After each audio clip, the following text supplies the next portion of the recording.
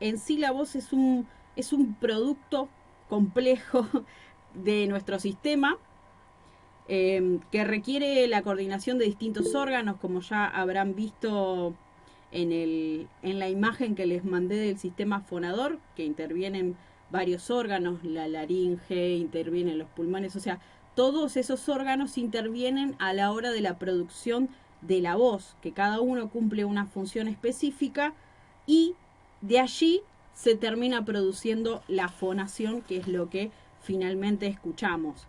Pero a su vez, también la voz es, por decirlo de alguna manera, un reflejo de nuestra personalidad, porque nosotros a través de nuestra voz transmitimos emociones e intenciones todo el tiempo, a veces sin darnos cuenta siquiera. Y por otro lado, los mensajes hablados no solamente están conformados por las palabras o lo que decimos puntualmente, sino también por los rasgos de mi voz, por las palabras que uso como los regionalismos, que son palabras propias de cada persona del lugar en el que vive. También los estados de ánimo, que si vieron el video que yo les envié el día miércoles sobre relajación y respiración, cuando nosotros estamos tensos se nota, cuando estamos tristes se nota, cuando estamos contentos se nota, todo eso se ve reflejado en la voz siempre. A veces llegamos a hacerlo bien de una manera que no se note. Quizás yo cuando estoy haciendo un trabajo radial puede que yo esté triste o puede que, no sé, no me sienta del todo bien y yo logro que no se note. Pero generalmente las emociones se transmiten en la voz. Lo que hablábamos recién, que las intenciones también se transmiten en la voz. ¿Qué quiero decir con mi voz? Y también el mensaje hablado también incorpora lo que es el nivel fisiológico, o sea, la condición que tiene mi voz, o como también lo decíamos en el video de la clase anterior, si tiene alguna condición como una difonía, una afonía, todo eso se va a ver reflejado en la voz. Y algo que muchas veces se nos puede llegar a pasar por la cabeza es si yo puedo cambiar la voz que tengo. En realidad lo que podemos hacer es corregir algunas cosas que tengamos en nuestras voces. Por ejemplo, alguna patología que con un tratamiento, con un fonoaudiólogo o un otorrino, lo podamos mejorar. Pero nuestra voz sigue siendo la misma, simplemente podemos llegar a mejorar esa patología que ensucia, vamos a empezar a utilizar términos más técnicos, que ensucian la emisión de la voz. En relación a las cualidades que tiene mi voz, a veces creemos que son similares, por ejemplo, el tono, el ritmo, la velocidad. Vamos a ir aclarando un poco esas cuestiones para que nos vayan quedando un poco más claras y que podamos definir cada una. En este caso, el tono de mi voz puede ser agudo, medio o grave. En mi caso, por ejemplo, yo tengo un tono medio. El tono medio tiene más posibilidades. ¿Por qué? Porque yo puedo irme tanto a lo alto, o sea, a lo agudo, o puedo recurrir a lo grave. Eso va a depender de cómo yo sepa manejar mi voz y cómo sepa colocar mi voz. Esto se da porque mientras yo hago la emisión, va a depender de las vibraciones, si la vibración es más aguda o si la vibración es más gruesa. Porque cuando la voz se emite a través de las vibraciones de las cuerdas vocales. Bueno, en relación a la intensidad de mi voz depende de la fuerza o de la potencia en que se emiten esas vibraciones que vienen de las cuerdas vocales. Pueden ser alto, muy alto, normal, bajo o muy bajo. Que no es lo mismo que hablábamos recién del tono, de agudo, grave o medio. La intensidad es, por ejemplo, yo ahora le estoy hablando a una cierta intensidad, pero si yo bajo el tono de mi voz, mi intensidad baja. Para que ahí puedan diferenciar entre la intensidad y tono, que no es lo mismo. Por otro lado, también está el timbre, que el timbre puede confundirse con el tono. No es lo mismo el tono o el timbre. En este caso, el timbre puede ser claro u oscuro. ¿Qué significa que un tono sea claro u oscuro? No sé si alguna vez han escuchado, es más fácil notarlo en las voces de hombres, cuando tiene la voz así como más gruesa y más que suena como metálica. Bueno, ese tipo de voces tienden a ser más oscuras. Que después la persona con un cierto trabajo puede sacar su voz para que no esté tan oscura. Por eso va también, como decíamos antes, depende de las vibraciones que realizan las cuerdas vocales y también de los resonadores. ¿Qué significan los resonadores? Los resonadores, por ejemplo, de la cara están ubicados en esta zona. Cuando yo hablo, si yo me toco acá, por ejemplo, hay palabras que cuando yo las emito, voy a sentir que vibra. Eso se llaman los resonadores, porque yo puedo sentir las vibraciones que emiten mis cuerdas vocales atravesadas en mi cuerpo. Bueno, y también en relación a la calidad vocal, en parte del texto citaba la pureza. ¿Qué significa que una voz tenga pureza? No significa que sea ni más linda ni más fea que otra, sino que, por ejemplo, no presente, hay términos técnicos que vamos a ir aclarando. Por ejemplo, fonemas espurios. ¿Qué significa esto? Los fonemas son el sonido que produce cada letra. Los fonemas espurios son, por ejemplo, si yo leo un texto y no se me llega a entender todo lo que yo digo. Hay palabras que no emito. Bueno, y también me pasa que no es lo mismo con la asibilación. La asibilación es aspirar fonemas. Algo que nos pasa mucho a los rosarinos, que es cuando nos comemos la S final de una palabra. Por ejemplo, algo que a muchos les puede costar decir, los ojos, en vez de decir los ojos, dicen lo ojo. Bueno, cuando yo digo lo ojo, me estoy aspirando las S finales de cada palabra. A esto se llama asibilación, ¿sí? Y también algo que perjudica la pureza de mi voz es las junturas lingüísticas. ¿Qué es la juntura lingüística? Cuando yo junto las vocales que terminan una palabra e inician otra palabra. Por ejemplo, si yo quiero decir, en vez de decir la Argentina, digo la Argentina, todo junto. Allí, en la A final de la y en la A inicial de Argentina, quedan pegadas y suena la Argentina. Y eso es una juntura lingüística. Estas tres cosas, que haya fonemas o letras que no se escuchen mientras yo hablo, que me aspire a alguna otra letra o que se produzcan estas junturas lingüísticas, forman parte de quitarle pureza a la emisión de mi voz. Y por otro lado, la claridad, que no es lo mismo que la pureza, es para que la persona a la que yo me dirijo o las personas me puedan escuchar. O sea, el grado que tiene la otra persona para poder escucharme a mí.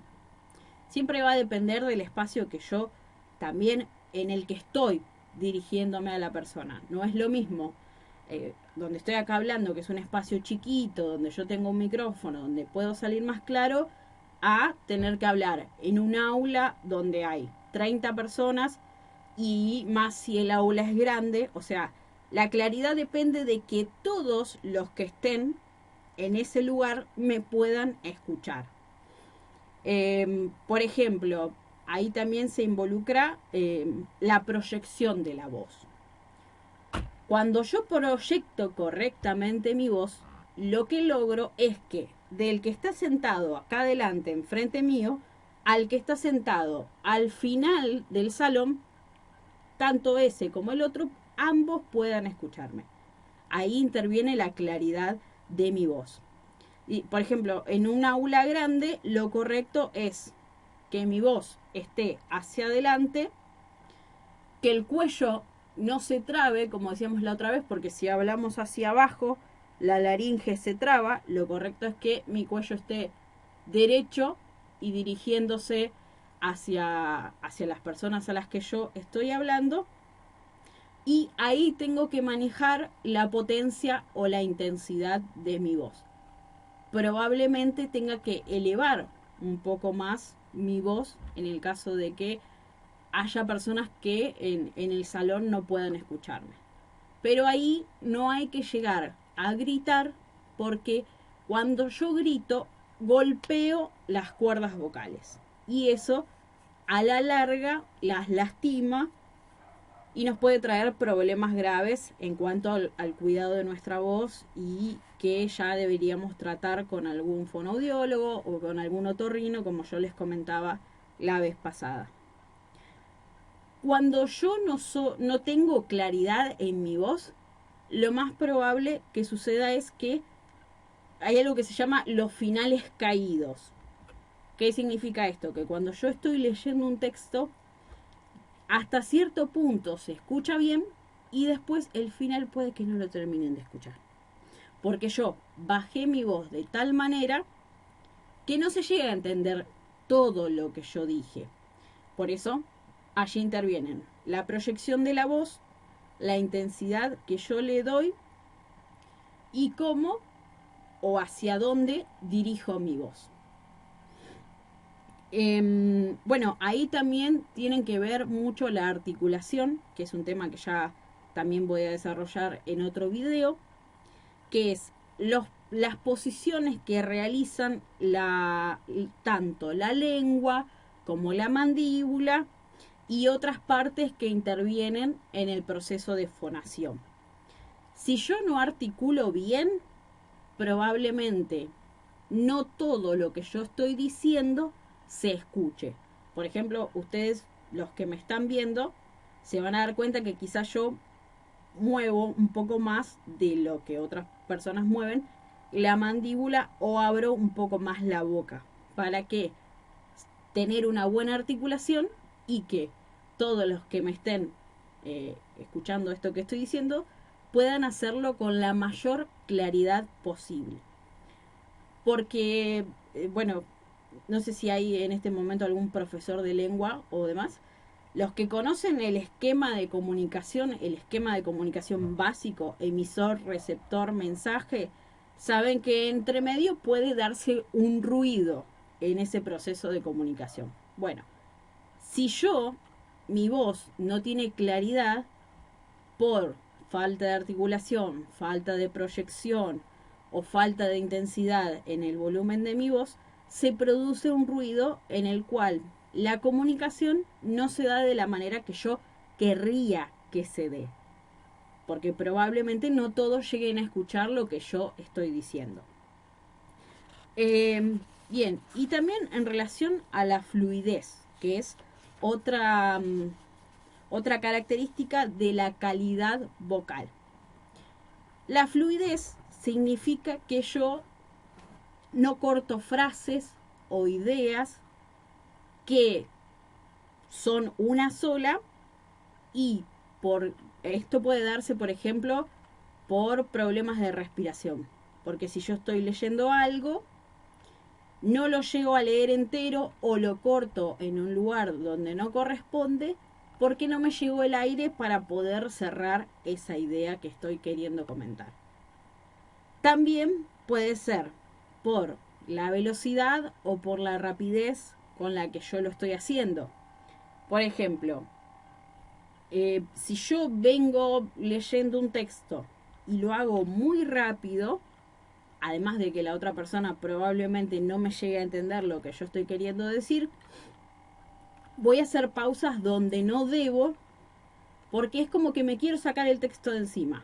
Y cuando pasa esto, que me quiero sacar el texto de encima, me puede suceder que lo voy cortando en lugares donde no debo.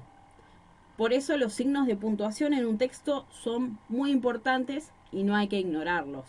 El punto, punto y coma, el punto seguido, todos los signos de puntuación que me indiquen a mí que hay una pausa es donde yo voy a hacer una división correcta de lo que quiero decir. Pero si yo no lo tengo en cuenta esto, probablemente me salga una lectura entrecortada que le va a quitar fluidez a lo que estoy diciendo. Lo correcto es que yo pueda combinar las velocidades y darle una cierta variación para que el texto tenga la intención que yo deseo que tenga.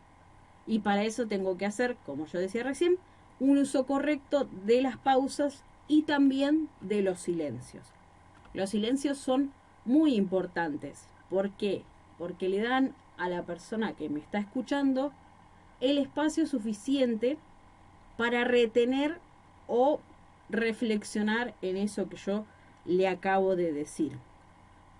También hay que evitar los alargamientos o rellenos, como por ejemplo, bueno, que ahí también entran las muletillas, que son, que son palabras que yo recurro a esas palabras para rellenar, porque no sé, me olvidé lo que iba a decir, perdí la orientación de lo que venía contando y voy metiendo o muletillas o alargamientos de palabras como bueno, el es algo normal, pero si yo quiero evitar esto, lo tengo que hacer ubicando adecuadamente las pausas y los silencios. Bueno, en relación del cuidado vocal, que es algo que aparecía también en el apunte, donde hablábamos sobre los cuidados que yo tengo que tener a la hora de estar frente a un micrófono. Por ejemplo, el carraspeo o la tos hay que evitarlo, gritar hay que evitarlo. Algo que no solemos hacer es no hablar o no elevar el volumen de nuestra voz cuando hay mucho ruido en el lugar. Eso también perjudica mucho a nuestra voz. Cuando yo decido hablar y no sé, es una reunión de amigos y familiares que uno siempre quiere charlar, pero no le puede pedir a al resto de la gente que se calle porque yo quiero hablar. Pero si yo también me sumo a esa charla en esos momentos, tengo que elevar el volumen de mi voz a lo que es tradicionalmente mi voz, y eso significa que yo la estoy forzando. Por lo tanto, nos guste o no, eso también nos puede dañar a las cuerdas vocales. También hacer una voz susurrada todo el tiempo, o sea, hablar demasiado todo así, todo el tiempo. Eso nos puede también perjudicar, por lo menos es una contraindicación al buen uso de la voz. Bueno, hablar cuando yo estoy enfermo, por ejemplo, no sé, me agarró una gripe muy fuerte y me quedó sin voz o mi voz disminuyó, puede ser una disfonía, una afonía que sea transitoria y yo uso la voz en ese momento. Por lo menos las personas que hemos estudiado en relación a nuestra voz, la indicación es hace silencio. Y no, a nadie nos gusta, a nadie nos gusta hacer silencio, pero lo ideal y lo indicado sería que mientras yo estoy en ese proceso, mi voz la use lo menos posible, para lo justo y lo necesario, no para tener una conversación extensa con nadie, porque nos hace peor y retrasa nuestra recuperación. Es lo mismo que yo me golpee la rodilla y o me quiebre un brazo y en vez de inmovilizarlo lo sigo usando como si nada. Sé que es un ejemplo exagerado, pero es para que se entienda. Y yo en vez de inmovilizarlo para que darle tiempo a mi brazo a que se recupere, lo sigo usando como si nada y eso va a retrasar la recuperación. Con la voz pasa lo mismo. Bueno, el uso de productos nocivos, que esto podemos referir al uso del cigarrillo, o no sé, también incluso consumir cosas muy picantes, o el excesivo consumo de café o sustancias que tengan mucha cafeína. Y si yo lo hago, por ejemplo, con el café, una de las recomendaciones que también aparecieron en el apunte es tomar la misma cantidad de agua. Si yo tomé una taza así de grande de café, tengo que tomar la misma cantidad de agua. ¿Para qué? Para recuperar la hidratación que le produjo haber tomado café, porque el café deshidrata las cuerdas vocales. Por eso siempre hay que equilibrar la misma cantidad que yo tomé café, es la misma cantidad que después tengo que tomar de agua para que mis cuerdas vocales recuperen una cierta hidratación. Bueno, el uso excesivo del habla, por ejemplo, en nuestro trabajo, es las personas si trabajan en una radio, la recomendación es que los turnos que uno trabaja no superen las 6 horas, porque se declara una especie de trabajo insalubre, porque hablar por más de cierta cantidad de horas, en este caso 6, también puede perjudicar a nuestra voz. Y prevenir, para prevenir algún tipo de problema, lo que decíamos recién, la hidratación, también el buen descanso, porque cuando mi cuerpo descansa, también descansan mis cuerdas vocales, hablar en un tono óptimo, o sea, que sea mi voz, no irme a otros tonos si yo no lo sé manejar, no hablar en volúmenes más fuertes de lo que corresponde a mi voz. Y si yo siento que empiezo a tener síntomas de fatiga vocal, ¿qué quiere decir esto? Que después de hablar cierto tiempo, no sé, estuve hablando 2 horas o 3 horas, y después siento que mi voz ya no es la misma, como que la siento cansada, como que hablar incluso me puede hacer sentir algún pequeño dolor o algo por el estilo. Ahí yo tengo que estar atento, porque eso me está diciendo algo, mi cuerpo me quiere decir algo, que es, por un lado, que utilice menos tiempo mi voz y que a su vez acompañe el trabajo de mi voz con un fonoaudiólogo o con un otorrino, porque, como veníamos diciendo antes, puede llegar a traer algún problema a largo plazo que se puede evitar. La fatiga vocal es algo que sin duda, trabajándolo o con un fonoaudiólogo o con un otorrino, lo podemos mejorar, incluso con el trabajo de respiración, de relajación. Ahí también tiene que ver las tensiones generales o las tensiones específicas, por ejemplo, las tensiones del cuello, las tensiones de la espalda. Todo esto modifica o puede perjudicar a la emisión de mi voz, por eso tenemos que estar muy atentos. Y también a evitar una voz cantada en un registro inadecuado. ¿Qué significa esto? Que cuando yo hablo voy haciendo un cantito que no corresponde al tono de mi voz. Es algo que se le suele, perdónenme que se lo diga, pero es algo que se le suele criticar a los docentes cuando usan un tono muy cantado a la hora de ir hablando.